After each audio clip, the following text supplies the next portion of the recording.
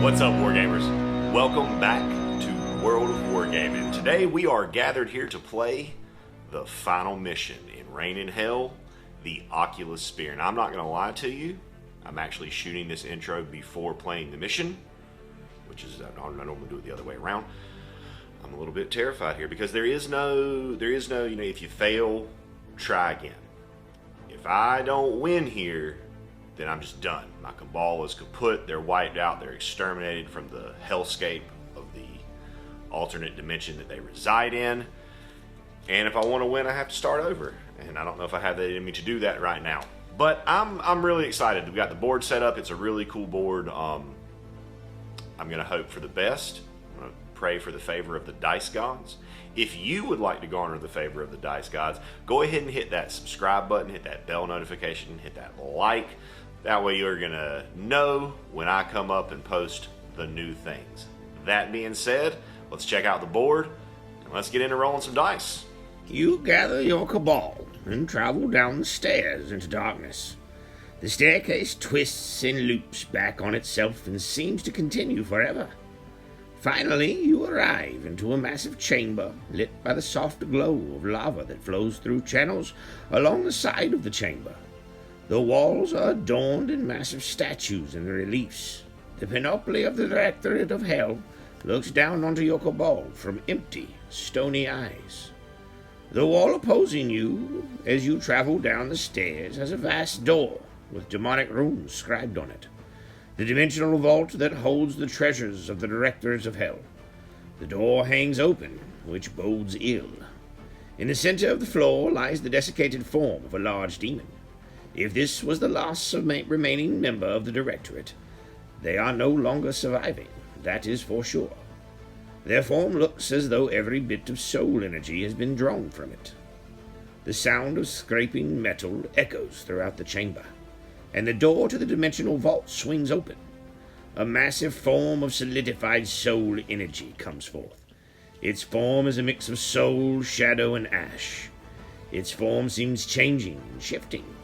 A whirling mix of arms, claws, tentacles, and teeth. It seems you are not alone in the dimensional vault, and the treasures will not be yours easily. This will be our table within this vault of Directorate. The mission setup comes with very specific locations to put all of the terrain for the mission. Now I have beefed up the terrain a little bit. I didn't add anything, but I stacked it all because I felt that this is supposed to be, you know, an underground vault. So I've got these aren't even on the board. They're just kind of at the corners to kind of create an enclosed feeling. Same with the rocks and the crags. They're kind of more or less off the board, just there to create the feeling that these ruins are kind of built into the side of the vault and to give that little bit of a subterranean feel to everything. So with that good look at the board, let's go ahead and get deployed and get to rolling some dice. And this is our deployment for the game. Soul Emperor is 8 inches in and 7 inches up. Arbitus and Furnace are within a 5-inch box in this corner. Ready for initiative. So coming up with a mostly decent roll for my initiative there. I will get to do a little bit of maneuvering, and we got a high roll to see who's going to activate first on 12. That's a tie. That's a tie. Soul Emperor will activate first. Because there are no enemies within 12, he will stay still and use focus combat. Soul Emperor will activate on 12, 7, 4, and 2, and he can activate multiple times in a round because he's a solo monster. So I want to be able to do a little bit of maneuvering, so I'm going to move Homori up to just outside of 12 from him so that he's going to sit still for at least one more activation. On my 11, I'm going to push Shoko up 5. On my 10, I'm going to bring Baku up and kind of hug the corner of that piece right. Ending up right there. I don't have anything else until 4, so the Soul Emperor will continue to sit still on 7, and then it'll be a roll off at 4. That'll be Soul Emperor activating first on 4, and he will continue to sit still. Because I am not going to be getting within range to cause the Soul Emperor to move towards me, I just went ahead and kind of fast forwarded through all the movements to finish out round 1. Soul Emperor is still sitting in his spot by the portal. Infernus Cabal has moved up and will be ready to engage as we move into round 2 initiative. Now, it is worth noting that this game, particular scenario, does not have a finite number of rounds. It goes until the Soul Emperor is dead or until your Cabal is dead. I just want to keep up with the rounds to know that if I win, how many rounds it took me to do so. Initiative. So, not a stupendously great roll, but not the worst roll ever, I suppose. Kind of mid-range roll. However, Soul Emperor will activate first on 12, and there's still nobody within 12 of him, so he will sit still and use focused combat for that activation. Before we go into the second round, I need to backtrack for a second. I keep forgetting that because of his title, first to fall, he gets an extra 3 inches on his first move, so that would actually bring him to right there from his round 1 movement. Now, we will proceed into the rest of round. So on my turn 8, I'm going to move to trigger the engagement. I'm going to move Baku up his 4, which will put him inside the 12-inch range of his charge. And we're going to get into this. Finishing his move right here, right beside Homori. And I did this intentionally. I wanted him to be up front because he's beefy and he heals a little bit. So this first blunt of the charge, he has a good chance of surviving. But the way he's positioned and moved, it means that the Soul Emperor is going to have to, he'll be experiencing the debuff from the Tentacle Beast. So it gives me a little bit more survivability to get through this first crunch of a charge that we're going to. I do have a 7, so that's a roll off. That is me. I'm just going to have Homori sit still right where he is, and we're going to go ahead and pull the Soul Emperor into Baku. Okay, so Soul Emperor is combat 12. -1 for the Tentacle Beast, +1 for charging, stays at combat 12. Looking for 2s. That's a lot of 2s, but not enough to kill Baku. If he had damage on him, this Nat 6 would cause him to heal, but he currently has not taken any damage yet, so it doesn't matter. Doesn't apply. Looking for 6s. Getting none, so taking 4, 8, 10 damage. Okay, so I'm going to have 3 activations before the Soul Emperor gets to go in. So I'm going to start by charging in with Okina to right there. Okina is combat 8 on this because he's a greater Slaughter Fiend. That's still not enough to get in, so I'm going to be looking for 4s. Ooh, that is not a good roll. 2 hits. I failed because I rolled the wrong dice. Looking for 6s. That will block all that. 5. I'm going to charge Kenshin into that hole right there. Combat 7 +1 for the charge for combat 8. Looking for 4s. I can re-roll some of these because he is a spine demon. Convert 1. Oh, this is not going well. For 6s.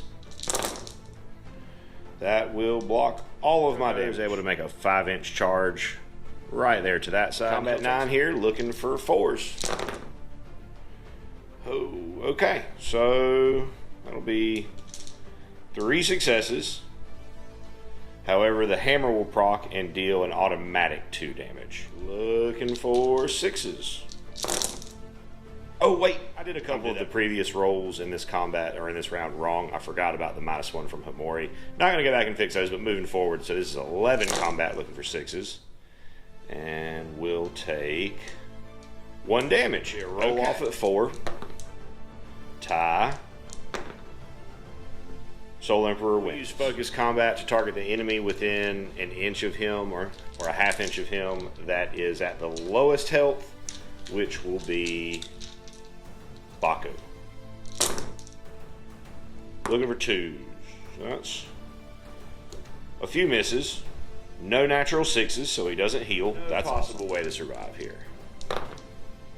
Although I did block 1, that will still kill Baku. You were just destined to be the proverbial sacrificial lamb this whole campaign. However, that does leave a hole for Kirito to charge in. Combat 7 +1 for the charge. Looking for 4s. Okay, that's a pretty decent roll. This is pretty phenomenal compared to the way the dice have been going thus far. 3 6s, so we'll take 1 more damage. And a roll off for 2. Soul Emperor will activate. His rules say that if there's multiple enemies within an inch, he will attack the one with the lowest current total health, which is Kenshin the Spine. Focused combat puts him to 13. Homori brings him back down to 12. Looking for 2s. That will heal him for 2. And then there's a couple of 1s in there. It's going to be 10. I would need to spike this really hard to survive here, which I do not. I block 2, dealing 2, 4, 6, 8, which is enough to kill Kenshin. In my last activation onto Emma, who will charge. 8-inch charge, taking her to right. Okay, so Emma is going to be my heavy hitter here. She's actually hitting on 2. She's combat 13 on 11 here. Just don't roll a bunch of 1s. Okay. That's what we want to see. That's a good combat hit. 11, looking for 6s. Will block 1 of that damage. It's a good hit. Bringing us to another initiative roll. I got a 12. Really want priority on this so that I can at least get 1 swing in with Homori, because he'll be the next one to get swung at. Yes! So Homori is base 5 for being a greater tentacle. +1 for the focus combat, and I'm going to use his reliquary to give him another +1. So currently at combat 7. Looking for 4s. Oh, that's a pretty good roll. My dice are getting their fire back in them. Okay, let's see what he blocks. Got 2 6s. Block 2. Take 3 to 24. Soul Emperor will be putting his attacks into Homori, as Homori currently has the lowest current total health. Combat 12 with the plus and minus, the modifiers.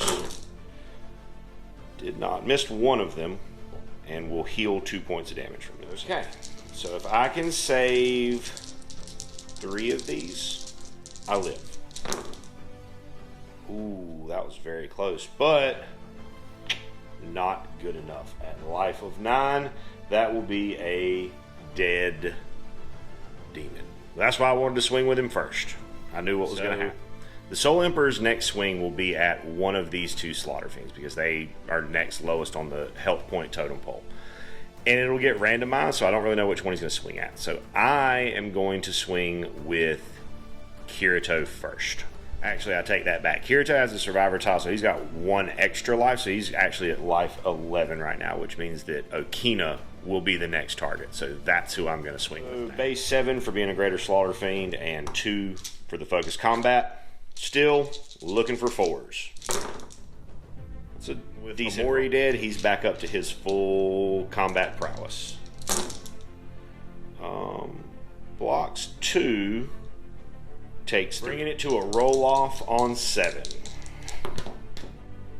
That is a 4 for me and a 5 for the demon. Swinging with focus combat and combat 13, looking for 2s. Roll some 1s for me, baby. All right, I see at least 1. So 1 fail. Ooh, I need to do really well here. Combat 7. Passing 3. Okay, that actually might do some good here. So I'll take out 3 of these, and 2, 4, 6, 8, 9, and he will of course heal himself for 2 damage. Okay, so him not dying there is a really big deal, because that means that he's going to be forced to spend a whole other attack killing him, which keeps him off of some of my heavy hitters for just a little bit longer. Shoko into the Emperor. Combat 8 +1 for the focus combat. Looking for 4s. Okay, I can change one of these to a 6 once per battle with my Essence of Luck. It won't trigger the hammer, but it will give me another hit. So the miss. Hammer will go off and hit him for 2, and then we'll get into some defense rolls. Okay, Combat 12. Getting 1-6.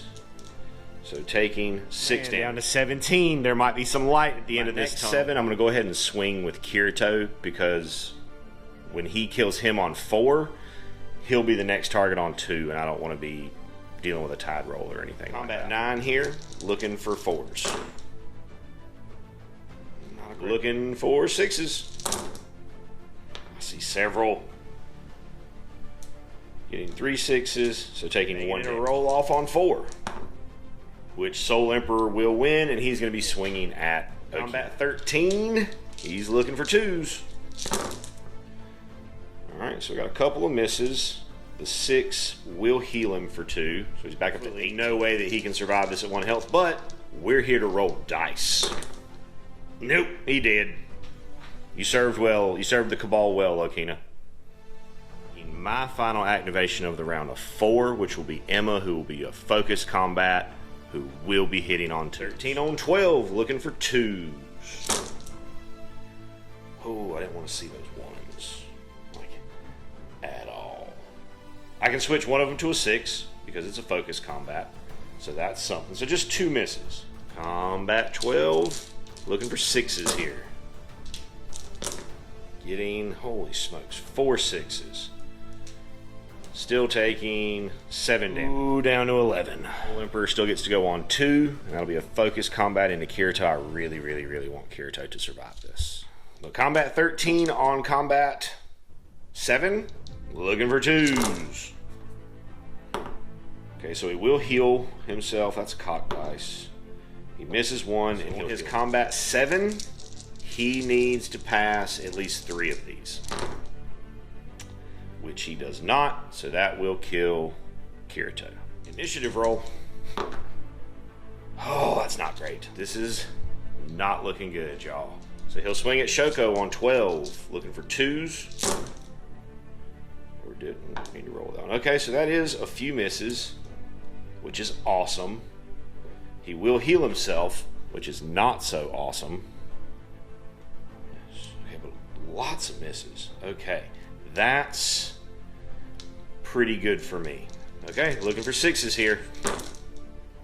Getting 1, so I will take 6. Now, ideally, I really wanted to swing with Emma here first to try to knock him down and get him below the threshold for him to be able to reroll his attacks. But I have to swing with him now, or he may not get to swing.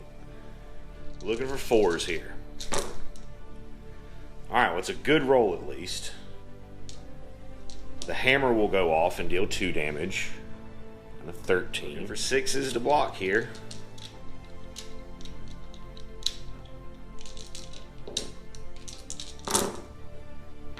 Blocking 2 of the dance cocked. Of course I would re-roll it into a 6. Blocking 3 of the damage, so taking 3 down. So he'll swing on 7. Looking for 2s. No heals. And quite a few misses. Okay, I got it. I got a chance here. I've actually got a chance. Not a great chance, but it is a chance.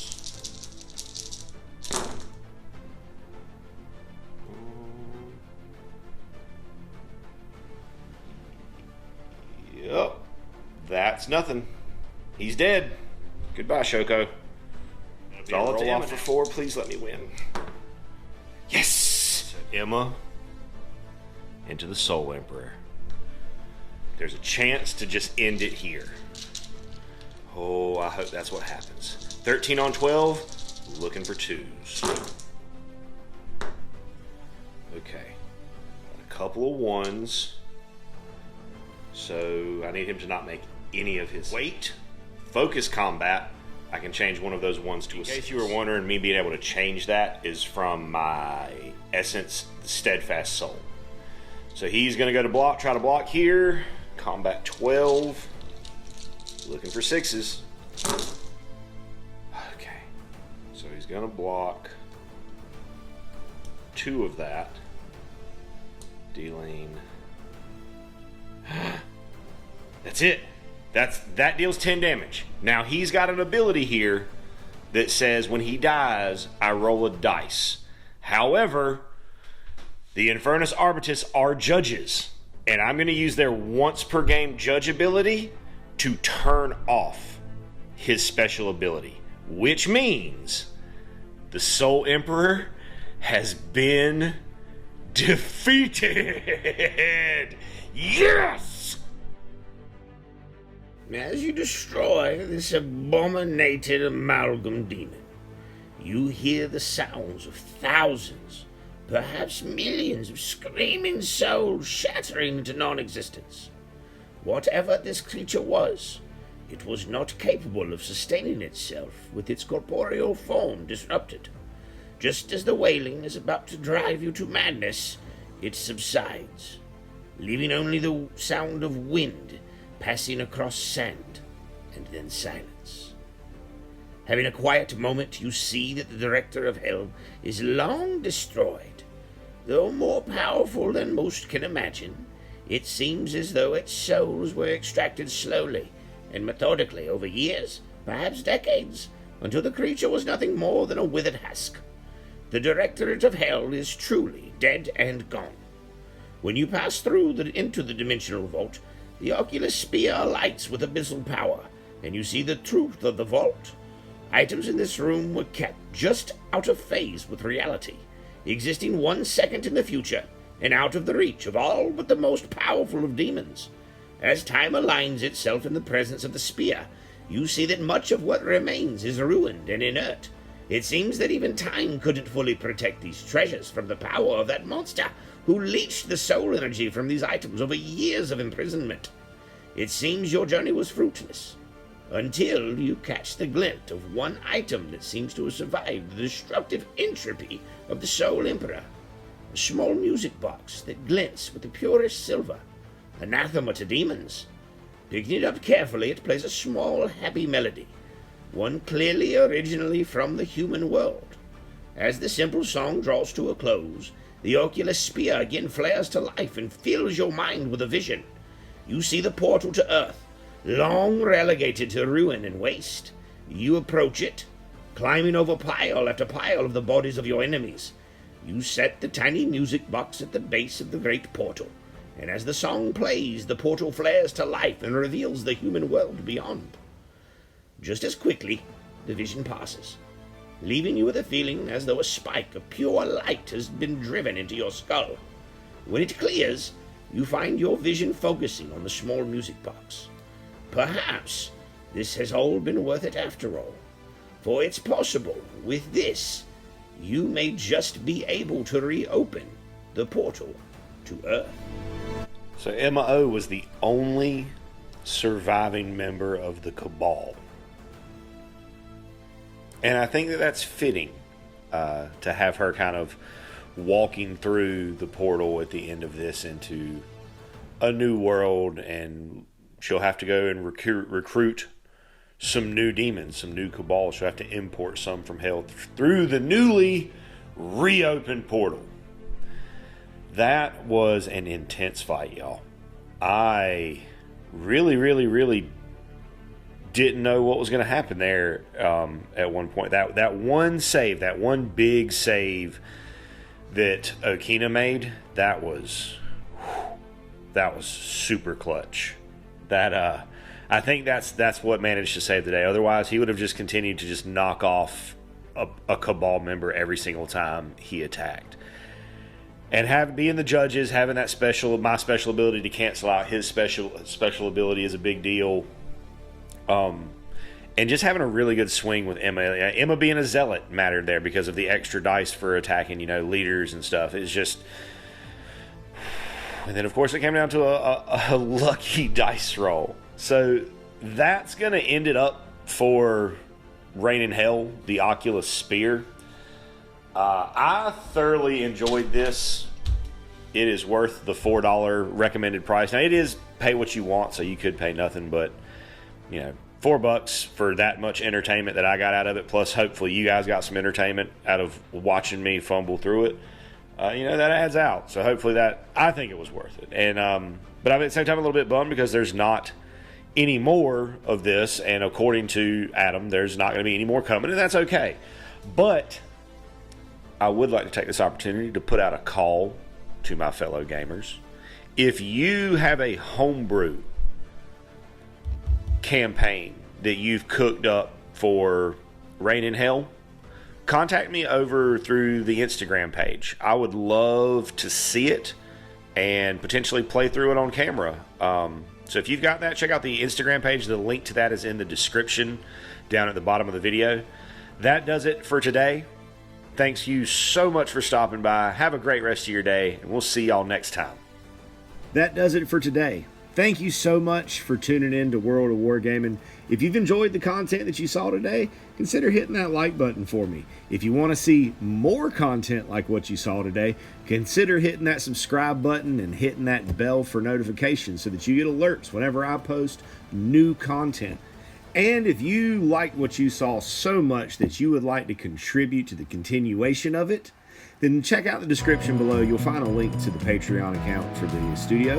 And there are numerous tiers there structured for however little or however much you would like to help out.